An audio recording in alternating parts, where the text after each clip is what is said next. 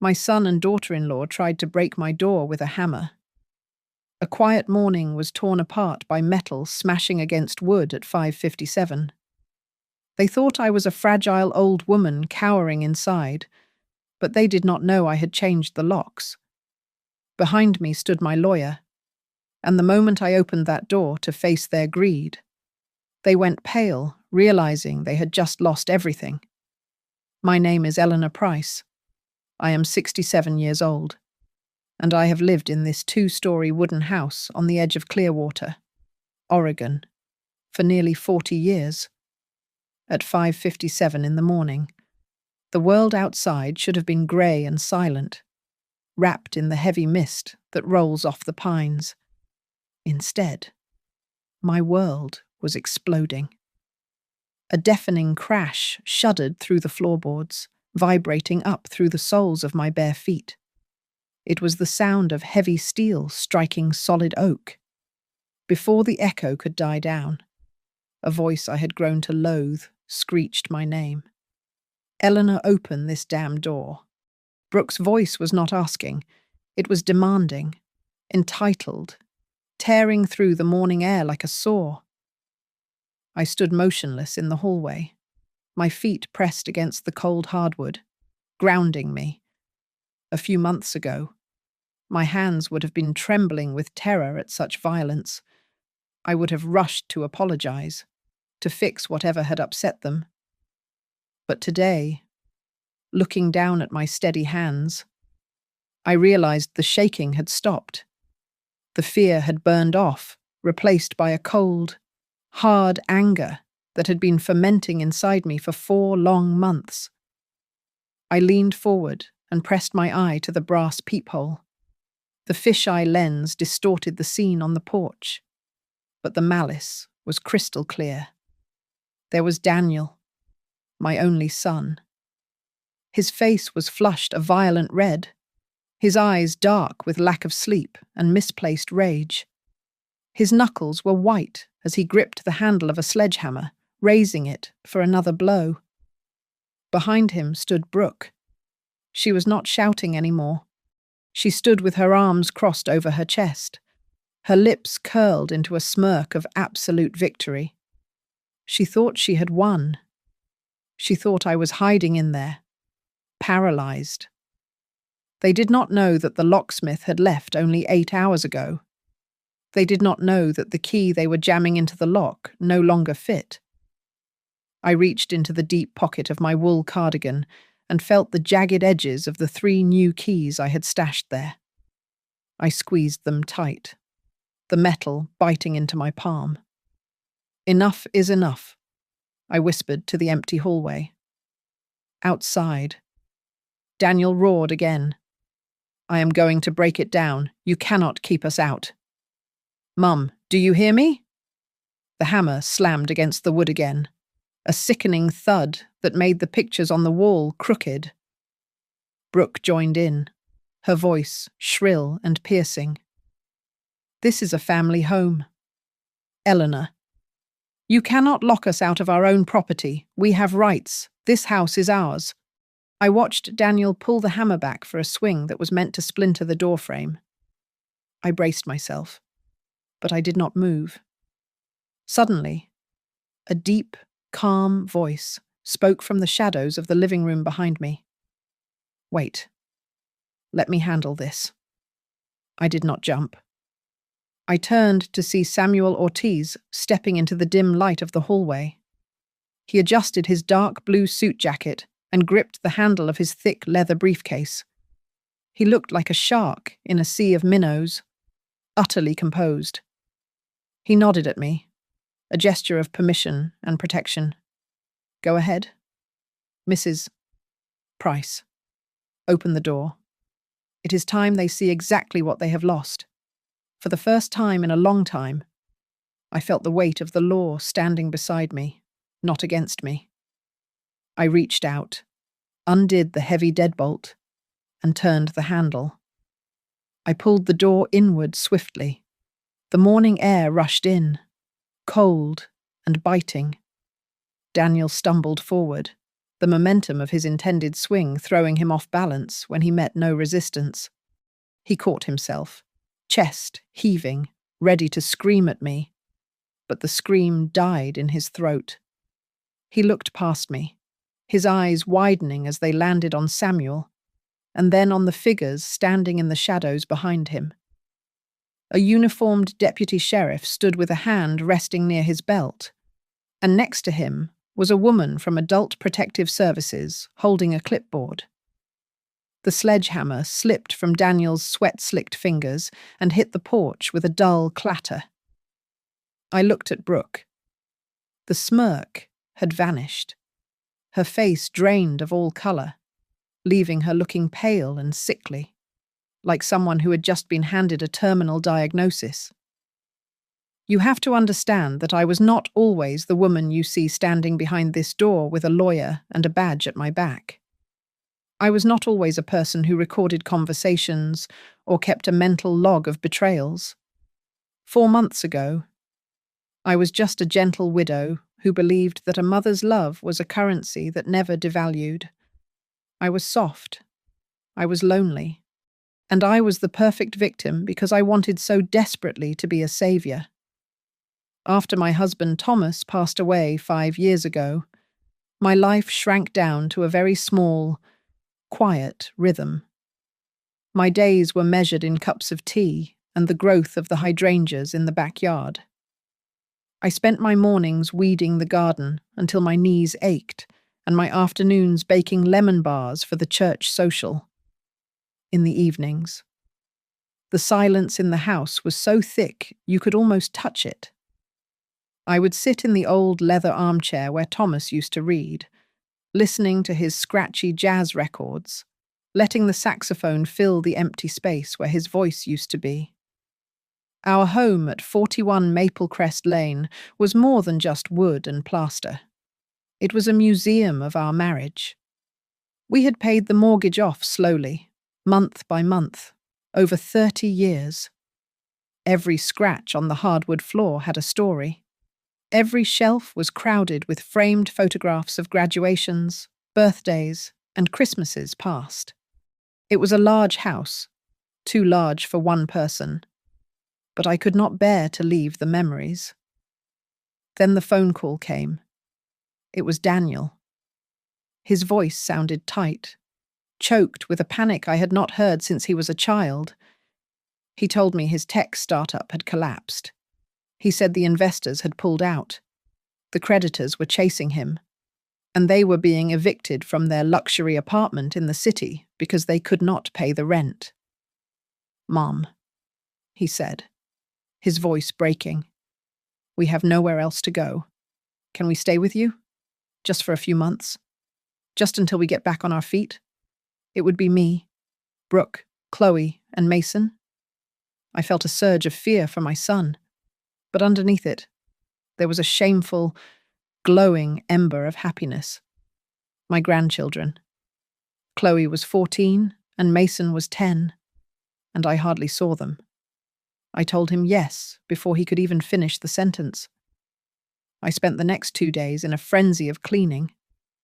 I scrubbed the upstairs bathroom until the tiles shone. I dusted off the guest rooms. I stood in the room Daniel grew up in, looking up at the plastic glow-in-the-dark stars Thomas had stuck to the ceiling decades ago, and I cried tears of joy. The house would have life in it again. When the moving truck pulled into the driveway, I was startled. Daniel had said they were ruined, yet the movers began unloading things that looked anything but poor. They carried in a flat-screen television so large it looked like a cinema display. They brought in sleek, modern leather furniture, expensive espresso machines, and boxes upon boxes of designer clothes. When I asked Daniel about it, he looked away and mumbled that these were assets they could not sell quickly. I pushed the doubt down. I wanted to believe him. The first week was pure magic. It was the seduction before the trap. We sat around the dining table every night, passing bowls of mashed potatoes and roast chicken. Brooke was delightful. insisting on washing the dishes and calling me Mom with a sweetness that melted my defenses. The children hugged me goodnight, their warm arms making me feel solid and real again. For the first time since Thomas died, I felt needed. I felt like the matriarch of a thriving family, not just a relic gathering dust. I was so high on this feeling that I ignored the sharp edges starting to poke through. I found Brooke in the hallway one afternoon, opening my linen closet and rearranging my sheets without asking. When I caught her, she just smiled and said she was optimizing the space. Then there was the comment Daniel made while watching me water the plants. He chuckled and said, "It is a good thing we are here to take over the house. Mum, you are getting too old to manage all this property." It sounded like a joke. I laughed because I thought he was being protective. I did not realize he was not making a joke. He was stating a plan. The occupation of my home did not happen with a sudden explosion. It happened in slow, suffocating inches. Brooke called it optimizing the space, but what she really meant was erasing the past. The first casualty was the heavy leather armchair where Thomas used to sit every evening. It was molded to the shape of his back, and the leather still held the faint scent of his tobacco and aftershave. One Tuesday morning, Brooke stood in the living room with her hands on her hips and declared that the chair looked heavy and outdated. She told me it was sucking the light out of the room. She suggested we move it to the garage just temporarily, simply to see how the room opened up without it. I watched Daniel drag the chair away, the wooden legs scraping against the floorboards like a cry for help. That chair never came back inside.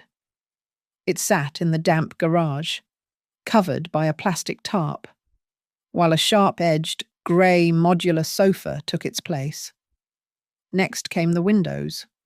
I had sewn the lace curtains myself 20 years ago, loving how they filtered the Oregon sunlight into soft, intricate patterns on the rug. Brooke took them down while I was at the grocery store. She said she wanted to brighten the house up. She replaced my lace with stiff, white polyester blinds she had ordered online. When I walked down the hallway, I realized the walls looked different too. My wedding photos, the black and white memories of the happiest day of my life, were gone. In their place hung generic abstract posters framed in cheap black plastic. When I asked about them, Brooke said she wanted a more modern aesthetic that felt welcoming to everyone, not just me. The invasion moved from the walls to the rooms themselves. My reading room, a quiet sanctuary filled with novels and history books, was annexed. Brooke carried her dual monitors, a tangled nest of cables, and a standing desk into the room and claimed it as her remote office. I came home to find my books shoved into cardboard boxes and stacked aggressively in the corner. When I tried to retrieve a book, she sighed loudly, as if my presence in my own library was a distraction to her very important work. I complained to Daniel. Of course. I told him I felt like I was being pushed out of my own life. But my son just looked at me with tired eyes and told me that the house belonged to the family now. He said I should not be so difficult about a few small changes. He told me to be grateful that the house was being modernized. His words made me feel small and petty, as if holding on to my memories was a sin against their future. The guilt was their favorite weapon. One evening, I objected when Brooke set the table with Thomas's antique porcelain dinnerware for a simple Tuesday night pasta dinner. I told her those plates were for special occasions. Brooke stopped what she was doing and looked at me with wide, wounded eyes. She asked if I wanted them to feel like guests forever. She said they lived here now, and they needed to feel at home. She asked me if I really wanted to treat my own grandchildren like strangers who were not good enough for the good plates. I relented, and I watched them scrape their forks against the delicate china, wincing with every screech. Then small things began to vanish. Thomas's pocket radio, which had sat on the kitchen sill for a decade, disappeared. A few of his rare vinyl records went missing from the collection. When I asked Brooke, she laughed it off. She said the kids were probably just playing with them, and that the house was a bit of a mess lately. She made me feel like I was losing my mind for even asking. Her control tightened around my daily life. She started commenting on my diet, telling me what I should eat and when. She established a curfew for the house lights. She even told me I should stop driving into the city. She said my reflexes were getting slow at my age, and it was dangerous for me to be on the highway. She made me doubt my own hands and eyes. My world shrank further as she cut me off from my community. Every time I prepared to go to a church meeting or meet my friends for coffee, Daniel would suddenly have an emergency. He would ask me to watch the kids for just a little while. I could never say no. Eventually, I stopped making plans because I was too embarrassed to keep cancelling them. I stayed home, isolated, trapped in a house that no longer looked like mine. The final straw, the moment that truly woke me up, happened on a Tuesday night. I was walking past the kitchen when I heard Brooke on the phone. Her voice was low and amused. She was laughing. I froze and listened. She told the person on the other end that it was basically her house now. She said I was just the person holding the legal papers. That sentence pierced me like a cold needle. I walked back to my room in silence. But inside, something had shattered, and something else was beginning to form. The financial nightmare began with a theatrical performance in my kitchen. Daniel sat at the table with his head in his hands, his shoulders shaking as if he were sobbing. When he looked up, his eyes were dry but wide with panic. He told me that the Internal Revenue Service was auditing his failed company. He said there was a clerical error, a misunderstanding that had ballooned into a massive fine. If he did not pay it immediately, he would lose his business license permanently and they would be destitute. He used words like bankruptcy and prison to terrify me. Brooke was the one who offered the solution. She slid a stack of papers across the table and suggested a home equity line of credit. She explained it slowly, as if I were a child. She said it was just a safety net. She promised that they would only use the minimum amount needed to satisfy the tax debt, and that I would never have to pay a single cent. She called it a temporary bridge until Daniel got his next contract. I hesitated. My husband, Thomas, had been a cautious man. He had made me promise never to put our home up as collateral for anyone, not even family. He used to say that a paid-off house was the only true freedom in America. But looking at my son, who seemed on the verge of a breakdown, I felt my resolve crumble. I signed the papers. I told them firmly that they must make every payment on time and that my retirement savings were off limits.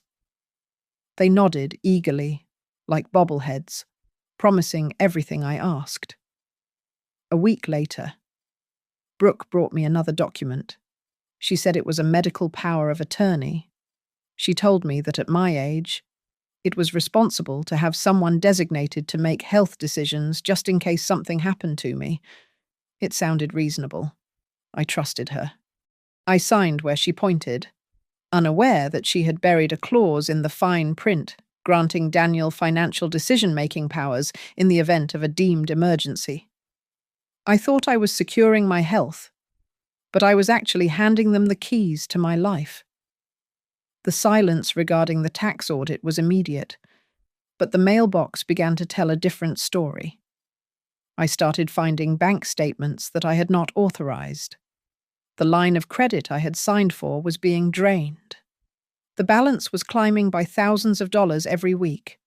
The interest rate was variable and high. The transaction descriptions did not look like tax payments. They were labeled as cash withdrawals and transfers to accounts I did not recognize. Then the phone rang. It was a loan officer from a local bank, a woman with a polite voice who wanted to verify my employment status for a second mortgage application. I froze. I told her I was retired and that I had certainly not applied for a second loan. There was a pause on the line. She told me that she was looking at an application with my signature on it, using the house as collateral. My stomach dropped. I had not signed that. Brooke had practiced my signature well enough to fool a bank, but she had not counted on them calling me for verification. I confronted Daniel that evening. I threw the statements on the table and demanded an explanation. He did not apologize. He did not look ashamed. Instead, he got angry. He told me that everything was under control and that I was overreacting. He said I did not understand how modern finance worked and that leverage was a tool, not a trap. He accused me of not trusting my own son. He twisted the knife, saying that my anxiety was a sign of my age and that perhaps I was getting confused. He made me feel small and stupid for worrying about my own home. It took my neighbor Linda to snap me out of it. She was a sharp woman of 70 who had buried 2 husbands and knew a scam when she saw one. She caught me crying on the back porch and pulled me over to her side of the fence. I told her everything. She did not mince words. She looked me in the eye and told me that they were using my house as an automated teller machine. She said they were stripping the equity out of the walls until there was nothing left but debt. That night, I lay in my bed and looked up at the ceiling. Years ago, Thomas had stuck plastic glow-in-the-dark stars up there for Daniel. They were faint now, barely visible, but they were still there. I stared at those fading stars and realized the terrifying truth. The threat to my safety was not the bank or the tax man. It was the boy I had raised under this very roof. My son was not trying to save our family. He was cannibalizing it. It was a rainy night in February when my life as a mother truly ended, and my life as a survivor began. The time was nearly 3 a.m. I had woken up with a dry throat, the kind of thirst that scratches at you until you move. I wrapped my quilted robe tight around my shivering body and crept downstairs to the kitchen.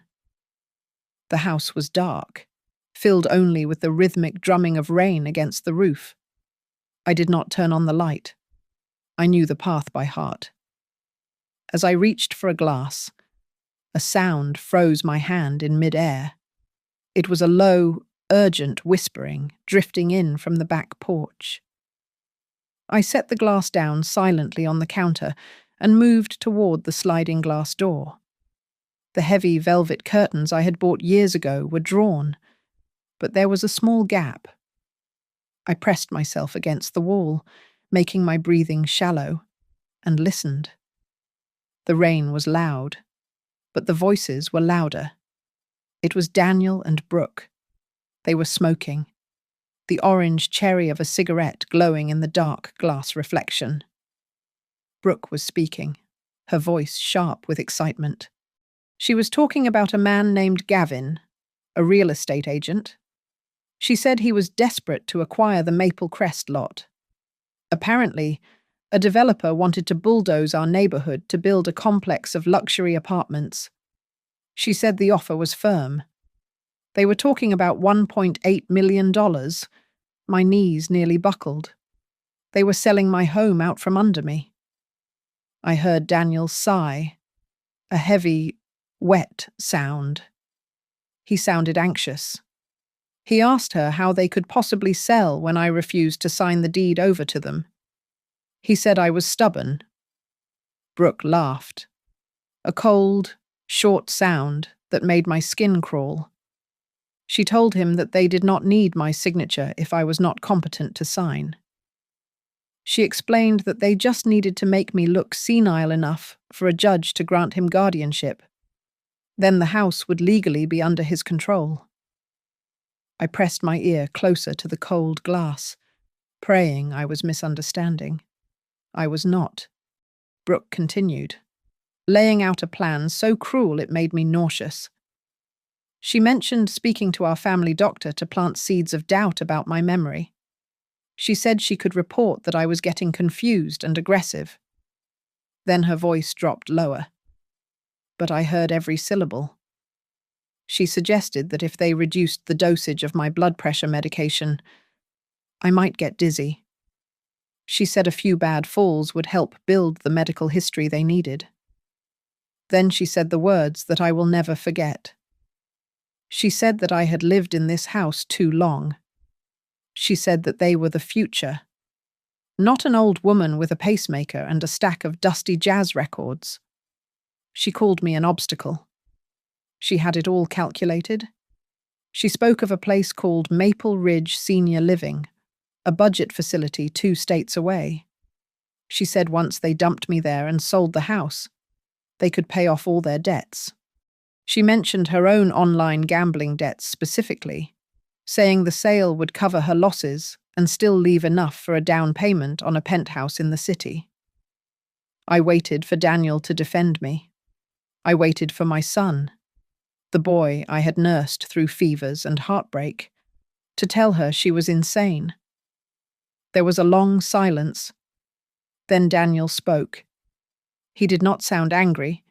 He sounded resigned. He said that I had already lived my life. He said it was their turn now. He said I would be fine in the nursing home. I backed away from the window. My hands were shaking so violently I had to grip the fabric of my robe to stop them. My heart felt like it had been squeezed in a vice. I retreated up the stairs, one silent step at a time, tears streaming down my face in the dark. But as I reached the top landing, the panic began to recede, replaced by a sensation I had not felt in years. It was a cold, focused clarity. I looked at the empty space on the wall where Thomas's picture used to hang. I remembered what he told me before he died. He made me promise never to let anyone make me a victim, even if that person was someone we loved. I wiped my face. I went into my room and locked the door. I was not going to sleep. I was going to war. The morning sun rose over a world that looked exactly the same as it had yesterday, but to me, it felt alien. I walked across the dewy lawn to Linda's house, my heart hammering against my ribs. I sat at her kitchen table and spilled everything. I told her about the conversation in the rain, the nursing home, the gambling debts, and the plan to declare me incompetent. I expected her to gasp or hold my hand. Instead, Linda sat back, took a sip of her black coffee, and looked at me with hard, practical eyes. She asked me if I had proof. That question became my compass. Without proof, I was just a paranoid old woman. With proof, I was a plaintiff. Linda did not waste time. She called her younger brother, Mark. Mark was a retired police officer who now worked as a private investigator. He listened to my story over the phone and arrived an hour later with a man named Samuel Ortiz. Samuel was 70 years old, a Mexican-American lawyer with a face carved from granite and eyes that had seen every trick human beings play on one another. He specialized in elder law. He sat opposite me, listened to my trembling account of the previous night, and leaned forward. He told me that what I was describing was not just ungrateful behavior. He said it was a crime. He called it elder financial abuse and conspiracy to commit fraud. Samuel explained the law to me in a voice that was deep and steadying. He told me about guardianship fraud and the rights I still held as the homeowner. He said that everything Brooke and Daniel planned to do could be prosecuted, but only if we could document it. He proposed a strategy with two distinct tracks. First, we needed to protect the assets immediately. He suggested placing the house into an irrevocable trust. He explained that this would remove the home from my direct personal assets, making it impossible for Daniel to sell it or use it as collateral, even if he managed to get guardianship over me. Second, we had to go on the offensive and gather evidence. I hesitated. The idea of suing my own son made me feel sick physically. But then the image of the Maple Ridge Senior Living Facility flashed in my mind. I thought of being discarded like trash, so my daughter-in-law could gamble away my life's work. I picked up the pen. I signed the retainer agreement and gave Samuel the power to represent me. Then it was Mark's turn. He opened a small metal case and took out a collection of devices that looked like toys. He handed me a digital voice recorder no larger than a pack of gum. He taught me how to activate it with a single touch. Then he showed me 3 miniature cameras. He walked me back to my house while Daniel and Brooke were out running errands. He showed me exactly where to place them. We hid one behind the dense leaves of the ficus plant on the back porch. We placed another on top of the kitchen cabinets, angled down to capture the dining table. The last one. He told me to slide between the books in the room Brooke called her office. While Mark set up the surveillance, I drove to the bank. I walked into the branch with a purpose I had not felt in months. I asked for a full printout of every account connected to my social security number. The teller handed me a thick stack of paper. I sat in my car and went through them line by line. That was when I found it. There was a personal line of credit I had never applied for. Daniel had used the power of attorney I signed to open it in my name.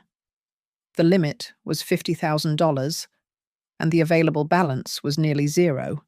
He had drained it in less than 6 weeks.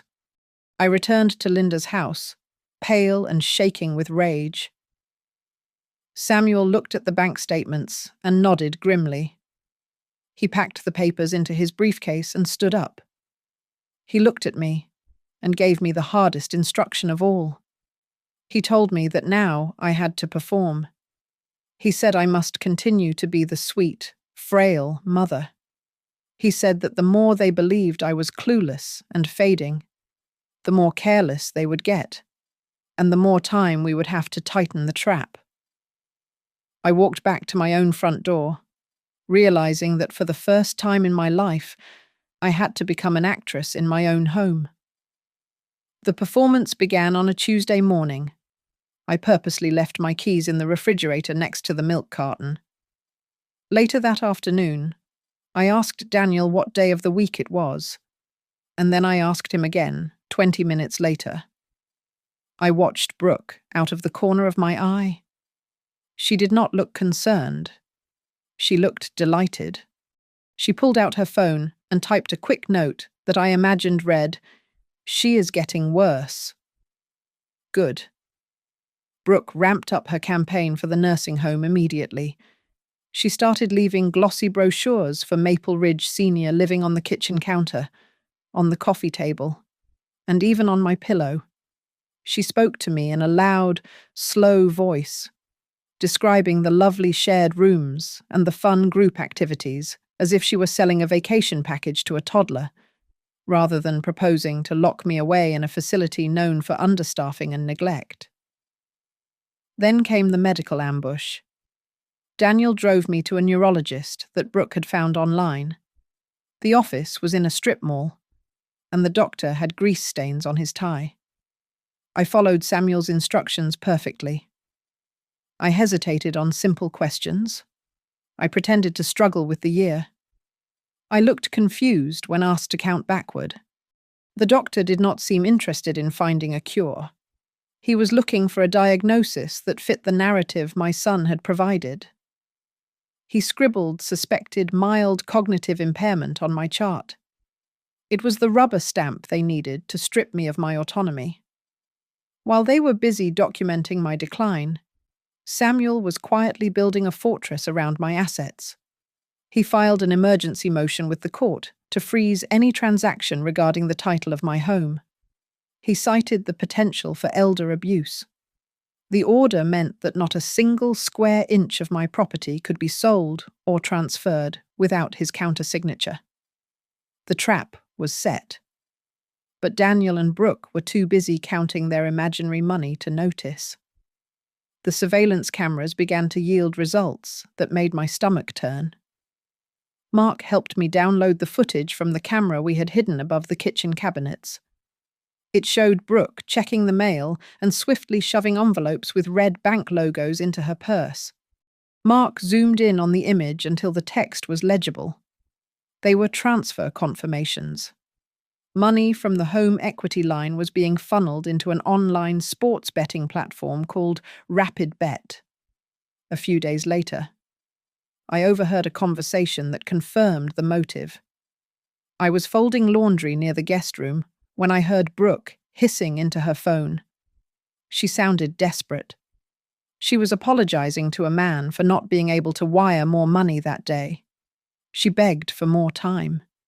She told him that the old lady's house was the golden ticket and that selling it was the only way out. She promised him she would have the cash soon. The financial pressure was cracking their marriage. The arguments between Daniel and Brooke became louder and more frequent. Through the thin walls, I heard Brooke scream at Daniel that she had promised the real estate agent I would be gone in 2 months. She shouted that the agent, a man named Gavin, had buyers lined up who wanted to demolish the house immediately. Finally, Brooke made her move. She sat me down at the dining table with a stack of documents. She smiled that sweet, poisonous smile and told me these were just standard registration forms for the senior living community. She said I needed to sign them to reserve my spot in the activity group. Buried in the middle of the stack was a quitclaim deed. If I had signed it, I would have transferred full ownership of 41 Maple Crest Lane to Daniel Price. I took the papers to my room, pretending I needed my reading glasses. I made a copy of the deed and brought it to Samuel the next day. I expected him to be furious, but he just smiled a cold, sharp smile. He told me it was perfect. He said we simply needed to let them believe their plan had worked. We would let them think they had won right up until the moment the world turned upside down. The turning point came during a tense dinner in the middle of March. I laid my fork down next to my plate of half-eaten roast chicken and let out a long, defeated sigh. I looked at Daniel and told him that I had been doing a lot of thinking. I said that perhaps they were right and that it was time for me to move to a place with 24/7 nursing care. I told them I simply did not want to be a burden on their young lives anymore. Brooke initially tried to feign a protest, but her acting was terrible. She squeezed my hand and said she was so grateful that I was finally thinking like a rational adult. She called it a mature decision. Daniel let out a breath he seemed to have been holding for weeks and immediately started talking about fast-tracking the admission paperwork. I raised my hand to stop him. I told them I had already arranged for an old family lawyer named Samuel Ortiz to come over on Monday morning. I lied and said he was coming to help me transfer the deed to Daniel for safekeeping. Brooke did not suspect a thing. She was so blinded by the prospect of imminent wealth that she did not stop to ask why she had never heard of this lawyer before. Instead, she practically vibrated with excitement. She pulled out her phone and texted Gavin, the real estate agent. I heard her whispering to him that he should come over on Monday as well to inspect the property because they would have the title in hand by noon.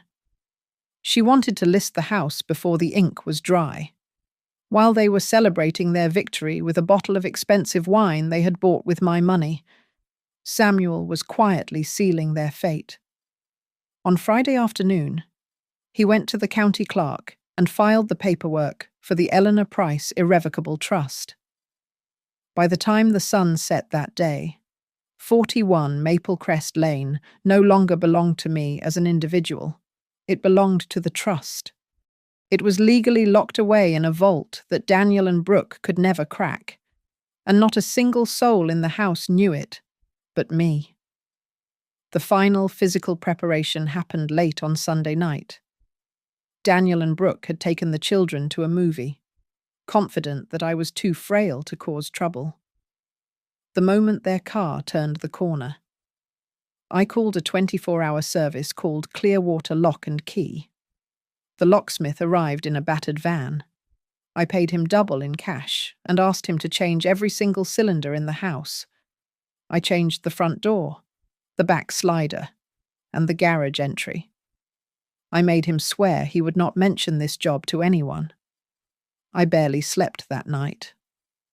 I sat in the kitchen in the dark, staring at the shiny new brass deadbolt on the back door. I felt a strange mixture of terror and exhilaration. For months, I had been the prisoner in this house, but as I touched the cold metal of the new key in my pocket, I realized that tomorrow, the roles would reverse. I imagined them standing outside, powerless, and for the first time in a long time, I smiled. Samuel arrived at the back door early on Monday morning, just as the sky was beginning to lighten. He tapped lightly on the glass, exactly as we had planned. I let him in. He looked impeccable in his suit, carrying a thick leather briefcase that contained the weapons of our counterattack. He had prints of the surveillance photos, a USB drive containing the audio recordings, and a large envelope stamped with the seal of the court. I poured him a cup of black coffee. My hands were trembling, but my mind was clear. We stood in the kitchen and finalized our strategy. We agreed that when they returned from their morning coffee run, we would not open the door immediately. We would let them realize their keys did not work. We would let them panic. We would let them scream and pound on the wood. We needed them to be in a state of absolute, unhinged fury when the door finally opened so that the police would see exactly who they really were. The chaos started the moment Brooke tried to shove her key into the lock.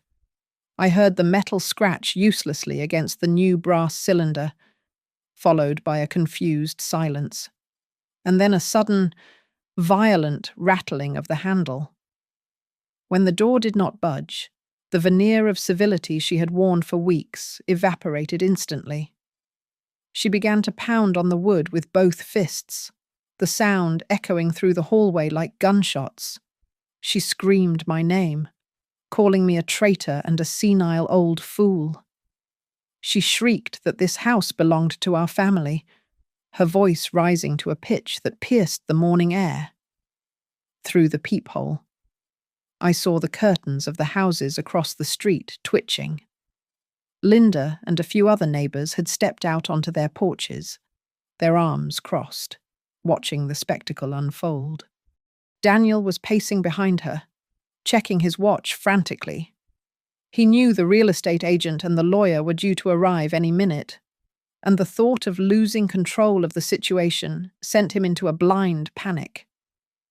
He ran to the garage and returned seconds later, his face twisted in a mask of rage.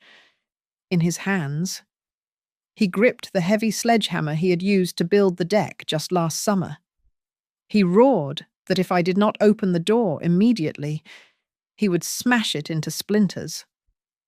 I stood just 3 feet away from the vibrating wood. Every thud of the hammer against the frame should have made me flinch, but I stood rooted to the spot. For months, noises like this would have sent me cowering under my duvet. But today, the sound of metal striking wood was not the sound of my defeat. It was the sound of a countdown. I looked at my reflection in the hallway mirror and allowed myself a small, cold smile. Samuel stood directly behind me, his presence as solid as a mountain. He touched my shoulder gently and whispered for me to take out my phone. I unlocked the screen and pressed the red record button, capturing Daniel's voice as he shouted that he was going to break my door down and drag me out. Samuel waited until the threats were explicit, ensuring we had a clear record of elder intimidation. Outside, I saw Daniel raise the sledgehammer high above his head, his muscles tensing for a swing meant to destroy the lock. Samuel's voice cut through the tension in the hallway, deep and commanding. Enough. Now. Eleanor. Show them who actually owns this door.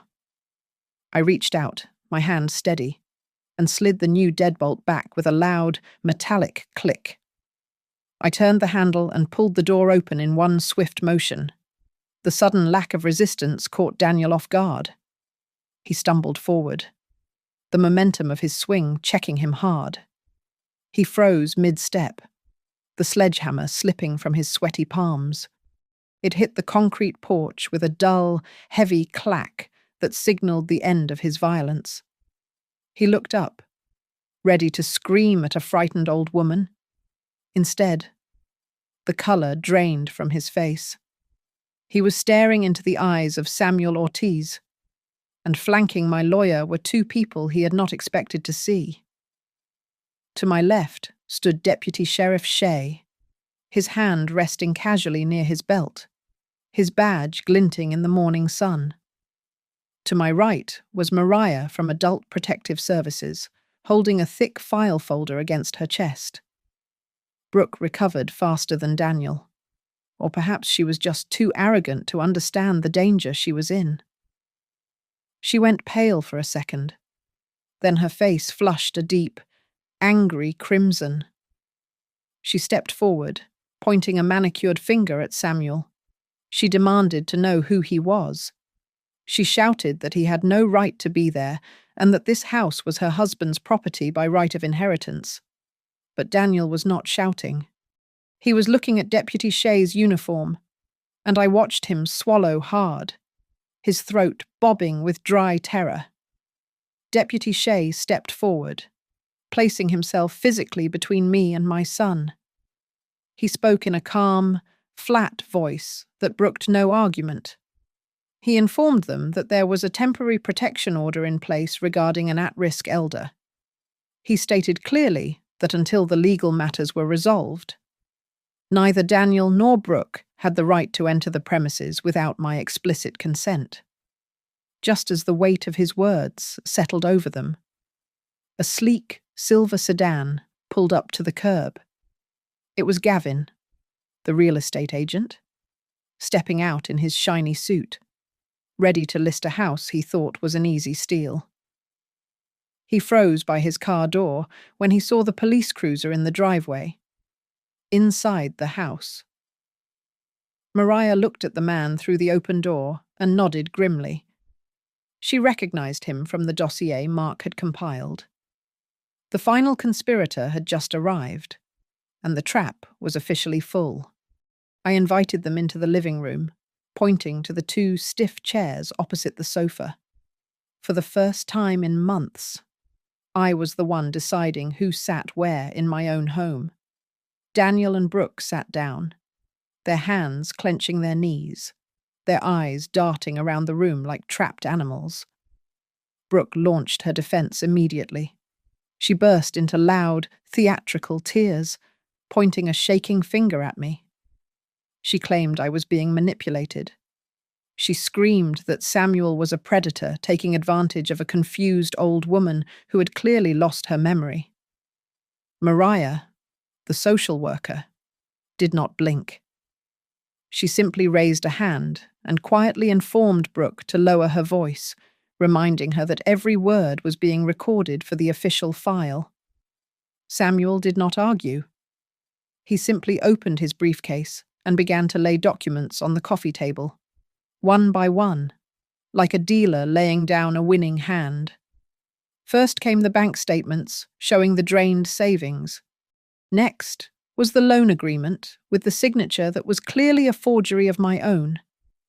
Then came the printouts of the Rapid Bet transaction history, showing thousands of dollars disappearing into the void of online gambling. Finally, he placed a printed email exchange between Brooke and Gavin, the realtor, where Brooke had explicitly discussed pushing the old lady out to facilitate a quick demolition sale. The room was deadly silent, but Samuel was not finished. He tapped his phone, and the recording from the rainy night began to play through a Bluetooth speaker. Brooke's voice filled the room, cold and calculating, discussing how to drug me to induce falls and how to falsify medical records. Then Daniel's voice followed, agreeing that I belonged in a nursing home because my life was over. The real Daniel sat frozen, his face grey, listening to the sound of his own betrayal. When the recording ended, Daniel crumbled.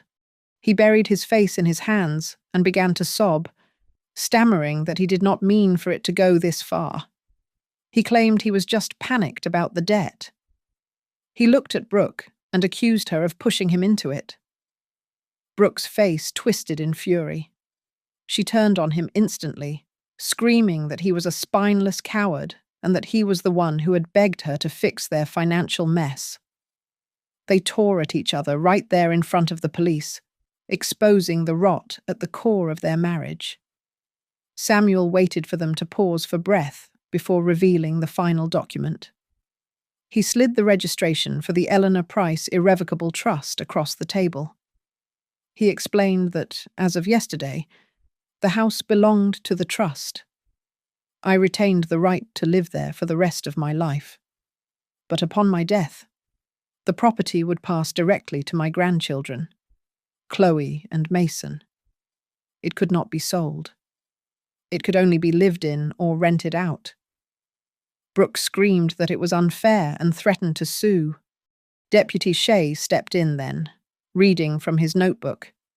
He informed them that Adult Protective Services had opened an investigation. He gave them 48 hours to vacate the premises. He also served them with a no-contact order, stating they could not approach me without a third-party witness present. Gavin, the realtor, saw the ship sinking and decided not to drown with them. When Mariah asked him a pointed question about his knowledge of the scheme, he immediately threw Brooke under the bus. He admitted that she had assured him I was being moved to a facility and that the sale was urgent. He offered his full cooperation to the investigation to avoid losing his license, leaving Brooke looking utterly alone. I looked at my son one last time. I did not scream. My voice was dry and sharp as a knife. I told him that the financial support ended today. I told him that if he did not arrange a payment plan to reimburse every dollar he had stolen, I would press for full criminal charges. I turned to Brooke and told her that I would contest any attempt she made to ever step foot on my property again. They left the house with their heads down, clutching a few hastily packed bags. Daniel did not look back. When the door clicked shut behind them, I locked the new deadbolt with a firm, satisfying turn. I leaned my back against the solid wood and took a deep breath. The first one that truly filled my lungs in 4 months. I looked around my living room. The walls were still that cold, alien grey that Brooke had chosen, and the curtains were still the cheap ones she had bought. But the key was in my pocket. I walked to the kitchen phone and dialed a number I had looked up earlier. It was a local painter. I did not want to just cover up the past. I wanted to paint my house in the colours I chose, reclaiming my sanctuary one brushstroke at a time. Thank you so much for listening to my story, and I would love to know where you are tuning in from. So please drop a comment below to share your thoughts and connect with the community. If you enjoyed this video, Please make sure to subscribe to the Grandma's Family Diary channel, hit the like button, and smash that hype button to help this story reach even more people.